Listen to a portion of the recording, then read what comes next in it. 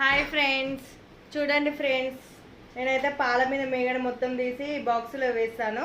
ఇంకా నేనైతే ఇంట్లోనే నెయ్యి తయారు చేశాను. ఇంకా బయట నుంచి అయితే మేము తీసుకురాము, ఎందుకంటే మొత్తం ఇప్పుడు అంతా కెమికల్, ఇంకా నెక్స్ట్ అన్ని కొవ్వులు అవి అన్నీ కలిపేసి చేస్తారు కదా. ఇంకా నేనైతే అసలు బయట నెయ్యి అంటే మాకు అస్సలే ఇష్టం ఉండదు. ఇంకా ఇంట్లో చేసిన నెయ్యి అయితేనే మాకు అందరికి ఇష్టం, పిల్లలు కూడా బాగా తింటారు.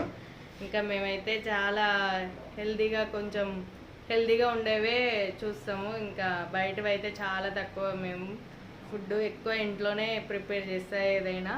ఇంకా ఈ పాల మీద మేగడ కూడా నేనైతే 1 వీక్కి ఒకసారి బాక్స్ నిండుతుంది, మొత్తం ఈ బాక్స్లో వేస్తా. ఇంకా 1 వీక్ కాగానే ఇంకా నేనైతే మళ్ళీ 1 వీక్కి సరిపోయేంత నెయ్యి వస్తుంది.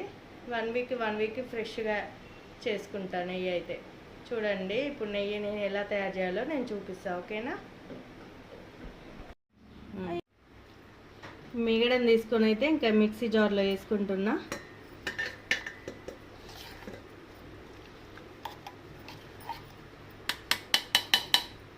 ఇంకా మూత పెట్టుకొని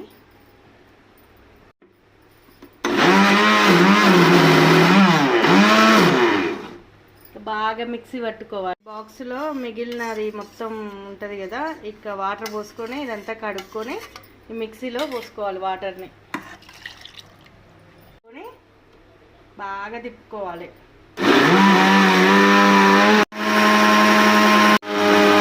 చూడండి ఫ్రెండ్స్ ఎంత తొందరగా వచ్చిందో వెన్న.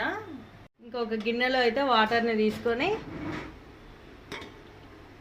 ఈ వెన్న అంతా తీసుకొని ఆ వాటర్లో వేసుకొని కడుక్కోవాలి. ఇలా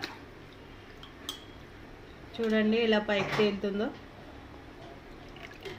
చూడండి.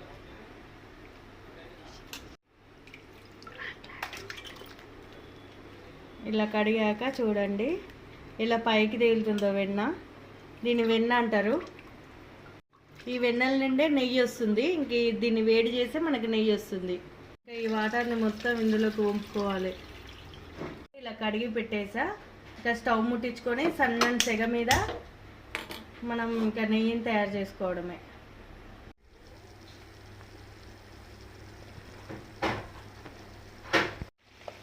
చూడండి నెయ్యి ఎలా అయ్యిందో చూడండి. లాస్ట్కి అయితే ఇంకెట్లా అయ్యింది.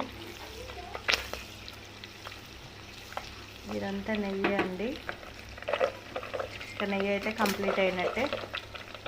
ఇంకా బంద్ చేసుకొని ఇది చల్లారినాక ఫిల్టర్ చేసుకోవాలి.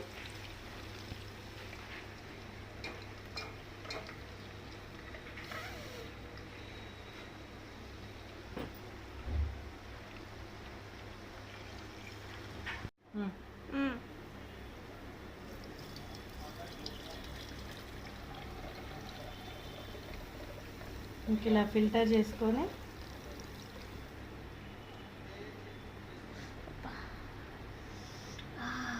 చూడండి ఎంత మంచి స్మెల్ వస్తుందో. ఇల్లు మొత్తం నెయ్యి వాసన వస్తుందండి. చూడండి ఒక 100 గ్రామ్స్ అంత వెళ్ళింది. 100 గ్రామ్స్